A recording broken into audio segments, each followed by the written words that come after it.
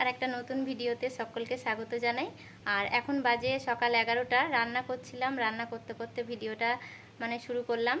আর আজকে আমাদের এখানে আয়লা চাল দেওয়া হবে, আর সেই আয়লা চাল ধরতে যাব। তো আমাদের নদীর ধারে ঘর, আয়লা হয়েছিল বলে সেই আয়লার সময় থেকেই আর এখনো পর্যন্ত আমাদের রেশনে আয়লা চাল দেয় বলে আমরা সেটা আয়লা চাল বলি। তো সম্পূর্ণ ভিডিওটা দেখতে থাকুন, আশা করি আপনাদের ভালো লাগবে। তো চলুন এখন রান্না করছি, কি রান্না করলাম সেটাই আপনাদেরকে। এই যে এখানে রান্না করছিলাম, আর আজকে এতটা হাওয়া দিচ্ছে যে পেপার পুরো উড়িয়ে দিচ্ছে। একে বর্ষার সময় জ্বালানিগুলো ভিজে, আর তার উপরে এরকম। তো রান্না প্রায় হয়ে এসছে, ভাতটা বাকি আছে আর এই একটা তরকারি বাকি আছে। তো রান্নাটা সেরে নিই, তারপরে ফিরে আসি। তো আজকে কি রান্না হয়েছে সেটাই দেখাই। এখানে এই যে ডাল আছে, মসুর ডাল, আর এখানেই উচ্ছে আলু বেগুন দিয়ে মাছের তেল দিয়ে তরকারি। এখানে ঝিঙে আলু মাছ দিয়ে ঝোল হয়েছে। আর এখানে এই যে কুঁদরি আলুটা কাটা আছে, এখনো ভাজিনি, একটু পরেই ভাজবো। তো এখন আয়লা চাল ধরতে যাব। বড়দি কার্ড নিয়ে চলে গেছে, ফোন করলেই যেতে হবে, ওই জন্য কুঁদরি আর আলুটা ভাজা করা হয়নি, ওটা এসেই ভাজা করব। তো তখন চাল ধরতে যাব বলেছিলাম, যাওয়া হয়নি, কারণ অনেকটা বেলা হয়ে গিয়েছিল, আর যারা ওখানে চাল দিচ্ছিল তাদের খাওয়ার সময় হয়ে গেছে। তো সেই জন্য বলল যে তোমরা 2টোর পরেই এসো। এই যে এখন 2:30 বাজে, আর আমরা বেরিয়ে পড়েছি চাল ধরতে। আর এই যে পাশে দেখতে পাচ্ছেন জমি পুরো বর্ষার জলে ভর্তি হয়ে গেছে, আর জমিগুলো চষাও হয়ে গেছে, এবার চাষ শুরু হবে।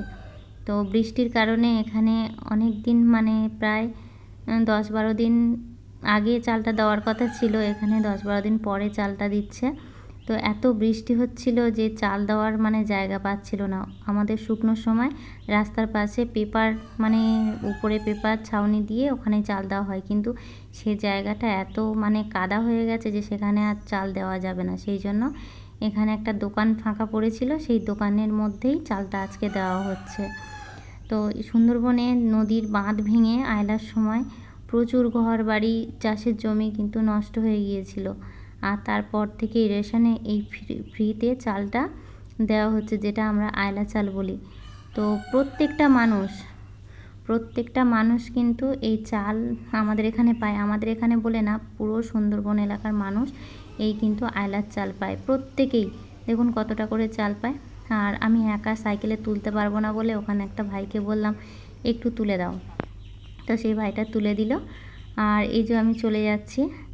তো এই আয়লা হওয়াতে শুধু আয়লার চাল না, মানুষ আয়লার ঘর, যাদের মাটির ঘর আছে, এখন তো গ্রামের দিকে বা সুন্দরবন আমাদের এদিকে এলাকায় আমরা যেটা আমাদের গ্রামে দেখতে পাই, মাটির বাড়ি বলে এখন নেই, সমস্ত কিন্তু সরকার থেকে পাকা বাড়ি করে দিয়েছে। আর যে দুর্ঘটনাটা বলছিলাম, যে রাস্তার ধারে এই যে এদিকে মাঠের জমি, আর এই যে আমার এখানে চালের বস্তাটা পড়ে গেছে, যাই হোক করে বড়দি আর আমি টেনে তুলে সাইকেলে এই যে বড়দি আর আমি ধরে নিয়ে যাচ্ছি। তো প্লাস্টিকের বস্তা তো ঠিকঠাকভাবে ধরা হয়নি, তাই এই যে বাড়িতে চলে এসেছি। আর যারা এখনও পর্যন্ত ভিডিওটা দেখছেন, প্লিজ একটা লাইক দেবেন আর চ্যানেলটিকে সাবস্ক্রাইব করে আমাদের পাশে থাকবেন। তো অনেক ধন্যবাদ।